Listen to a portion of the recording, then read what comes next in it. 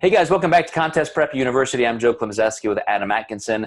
We're going to roll right into another episode of this Quackery series that we got rolling, and it's going to be on another autoimmune issue. We brought up that series, or brought up that topic last time, and one that's very specific is breast implant illness, Adam. And I know two people personally, two friends of mine, who had breast implants removed because they were having some symptoms. Some were pretty severe, I would say, autoimmune symptoms. Another person just had some things that were probably not quite right. And both ladies had their implants removed. Both of them had immediate and remarkable changes in their health that I cannot say it's placebo in any way whatsoever. So I'm not sure I know every caveat to this, but what has your experience been? I'm glad you said what you did, because same with me. I've had two very close friends of mine who got theirs removed.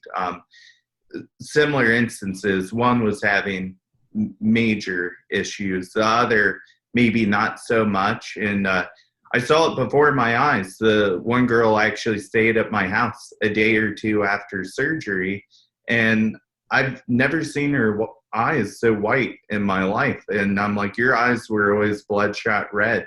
And, the hard thing is I don't have any exact evidence on, I have hundreds of clients who have breast implants and they feel just fine. But I think me and you will both agree there's a bell curve to anything. So I think for some clients, it could be a potentially dangerous situation, and it's very individual. And I think there's probably a small percentage of people who are like our clients who just don't do well with implants, and others that do.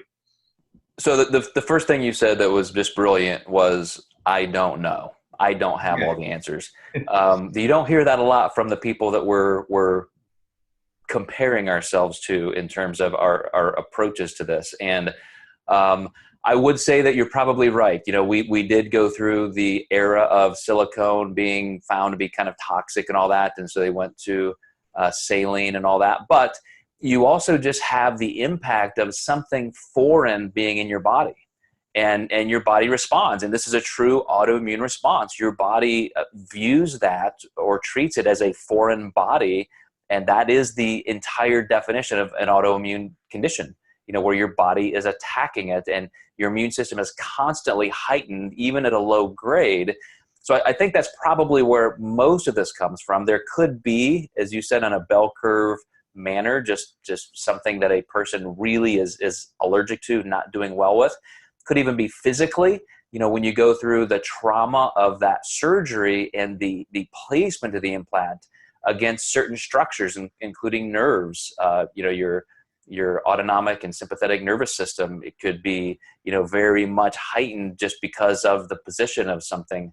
So there are so many reasons why, and I agree that we just can't say, well, this is a horrible practice and it's always going to happen. It is not, but I think it is something to watch for. And if you're one of the unfortunate people that may be having some pretty substantial symptoms, it's worth investigating. Yeah, I think there's factors that could swing it, like breast implant size, placement, like you said. But I do know when my body gets a splinter and I can't get it out immediately, all of a sudden my thumb that has that splinter in it has pushed a bunch of water to it. It's very inflamed and sore.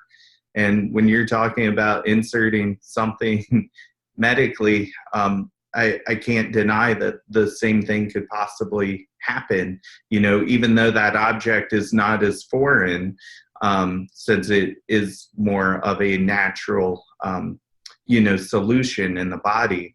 But I'm kind of up in the air and just waiting for more research and more science to come out on this one. Yeah, there could be something there, but again, go back to just the commonality of a normal surgery, like that's not necessarily elective, but somebody has a knee replacement, and so now you have these titanium implants, and a physician may have 999 perfect scenarios. Everybody recovers well, the pain is reduced, no complications whatsoever, And then there's always that case where they just it just didn't go right. And you can physically measure, look at everything and say, no, it's in there correctly. There's no problems, but that person is still experiencing a problem. And some of those etiologies, you just never know. They're idiopathic, or, the term means, you just can't know. You don't know. There's no visible answer, even though there's obviously a problem.